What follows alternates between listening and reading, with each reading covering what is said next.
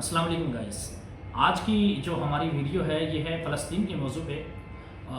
اسرائیل نے جو قطر پہ حملہ کیا اس کی بنیادی وجوہات کیا ہیں. اسرائیل نے قطر پہ حملہ کیوں کیا؟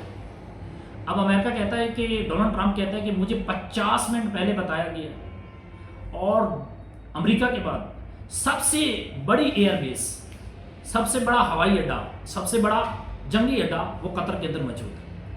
اور سارے کے سارے جو امریکہ کے ایشیا کے اندر ڈیفینس سسٹم لگائے ہوئے ہیں وہ قطر کے ہوائی اڈوں پہ لگائے گئے ہیں جو انہوں نے اڈا بنا رکھا ہے.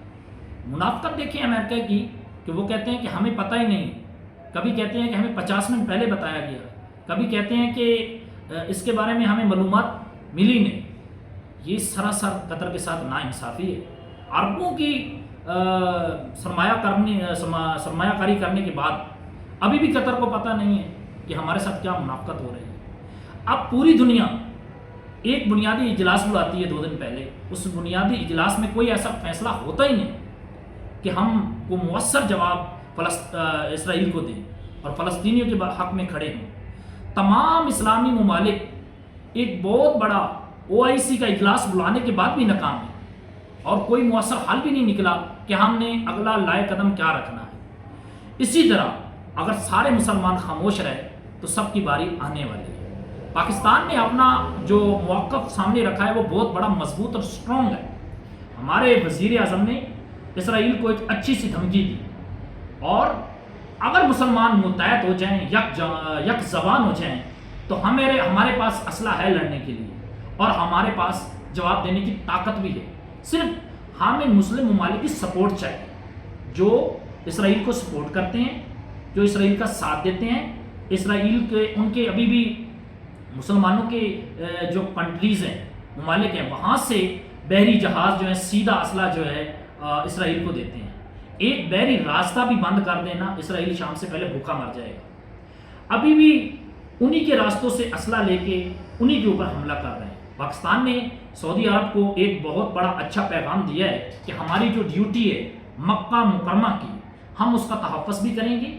اگر نعوذ باللہ کسی نے ہمارے کعبہ پہ، نعوذ باللہ مدینہ پہ حملہ کیا تو ہم اس کا مضبوط جواب دیں گے.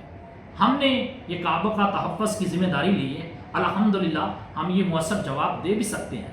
ہم اسرائیل کو بنیادی طور پر شکست دے چکے ہیں. جو پچھلے دنوں میں بھارت نے ہمارے اوپر حملہ کیا تھا، اس حملے میں وہ بھارت نہیں تھا، وہ اسرائیل بیٹھا تھا. وہ جو پیلٹ تھے، جو ہم نے 5 جہاز گرائے ہیں، وہ اسرائیل کے پیلٹ اڑا رہے تھے. اکا دکا بھارت کا تھا. اسرائیل کو ہمارے ہاتھوں کا پتہ ہے. ایران میں آیا تھا، ان کے ڈیفینس سسٹم ہم نے جام کیے. انہی کو مؤثر جواب ایران کے صحیح تحفظ پہ جو ان کے میزائل تھے نہیں نشانے پہ نہیں لگ رہے تھے. ان کا سسٹم جو تھا ہم پاکستانیوں نے ہینگ کیا، اس کے گھر میں گھس کے مارا. اور ایسا ایران نے جواب دیا پاکستان کی سہولت سے اور پاکستان کی